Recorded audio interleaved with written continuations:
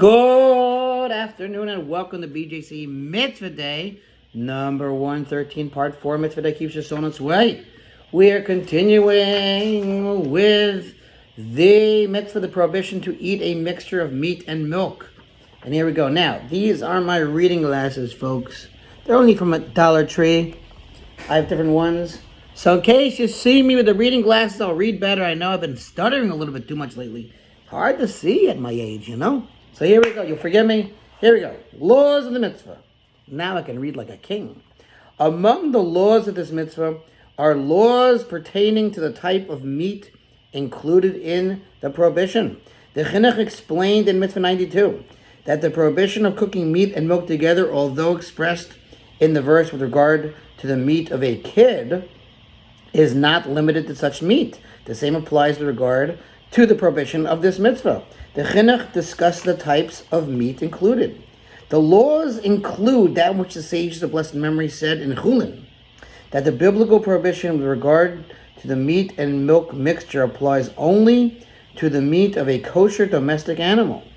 It does not, however, apply to the meat of a non-kosher animal, nor to the meat of even a kosher non-domestic animal, nor to the meat of fowl, regardless of whether kosher or non-kosher.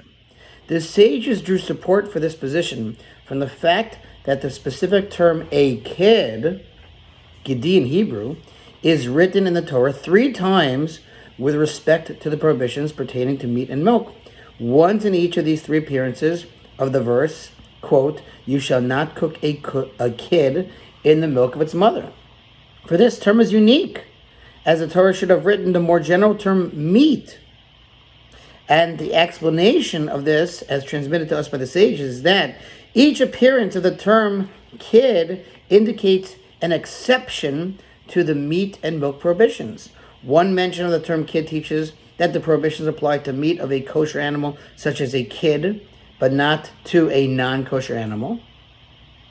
Another mention of the term kid teaches that the prohibitions apply to a domestic animal such as a kid, but not to a non-domestic animal. And the third mention of the term teaches that the prohibitions apply to an animal such as a kid, but not to fowl. Although the Torah entirely excludes the meat of the aforementioned animals from the meat and milk prohibitions, the sages did include it with respect to certain restrictions. The Chinuch explains. In accordance with this exegesis, the sages of blessed memory said that it is permitted to cook these 3 types of meat, i.e. that of non-kosher animals, of non-domestic animals, and of fowl, with milk, and that is permitted to derive benefit from the mixture.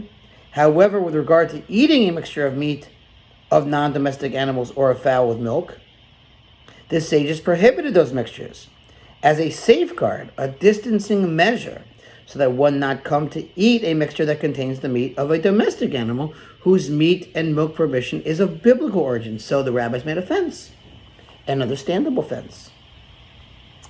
That is, so that people should not confuse one type of meat, i.e. that of a domestic animal, which may not be cooked with milk, with another type of meat, i.e. that of a non-domestic animal or fowl, which may be cooked with milk. In order to avoid such confusion, the sages prohibited eating even a mixture of meat of non-domestic animals or of fowl cooked with milk. Okay, we'll stop here. We got a little, again, as we mentioned, a while to go. Thanks for listening to Sponsor BJC Mitzvah 36 100 for the gold. See you tomorrow. You like my glasses?